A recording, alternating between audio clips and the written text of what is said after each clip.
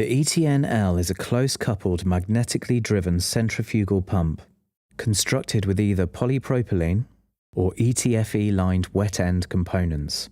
The units were initially designed for tanker loading and unloading applications, and is the product with which we developed the ability for dry running. The pumps are stocked in the UK as ATEX compliant units as standard, covering flows up to 45 cubic meters per hour and heads up to 35 meters.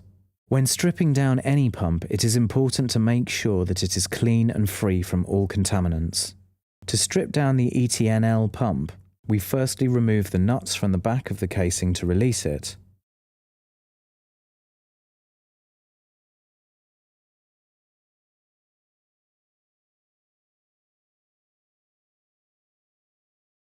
The casing has been designed to be a tight fit, so if you find it to be a little stiff, there are jacking points to assist you.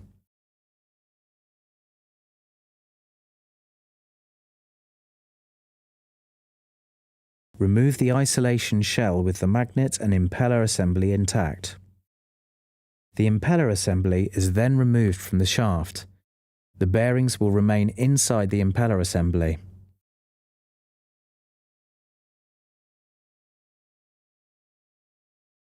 You then remove the shaft from the isolation shell and the axial thrust from the shaft. Remove the O-ring and remove the isolation shell cover from the isolation shell.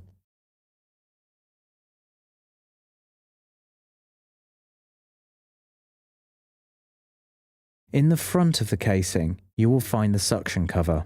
This has been designed to be the wear part of the pump, so if there is a problem, it is this part that will be compromised as opposed to the casing.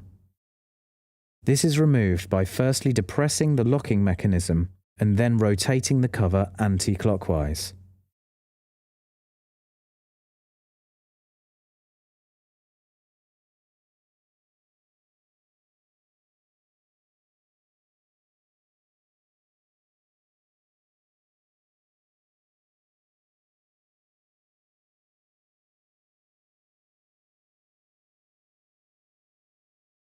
Rebuilding the pump is easiest with the lantern placed flat on the bench, on its back. The suction cover is replaced first and is placed firmly against the casing and rotated clockwise.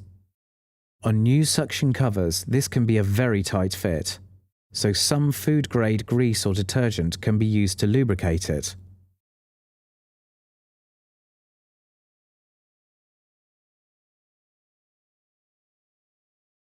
You will notice that inside the lantern is a brass rub ring. This is there to protect against catastrophic failure.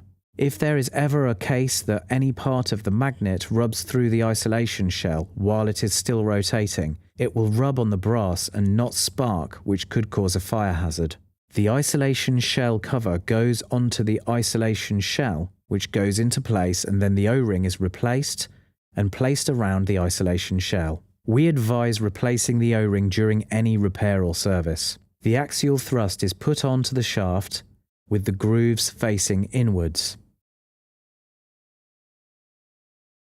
The shaft is then placed into the isolation shell, ensuring the anti-rotational elements are aligned properly. The impeller assembly with the rotating bearings is lowered in, and then the axial thrust is placed on the front, again ensuring the grooves are facing inwards. This aids the flow of liquids.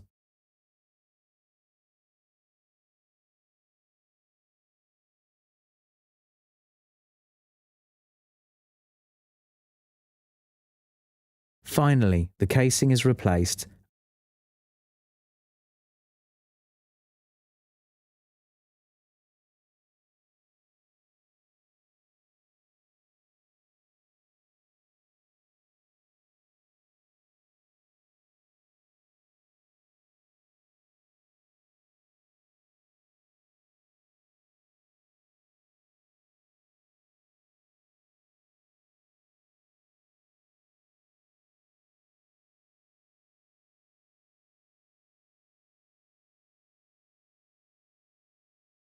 and the nuts are tightened, taking care to tighten across and not rotational, and to the correct torque settings. which will be in the manual.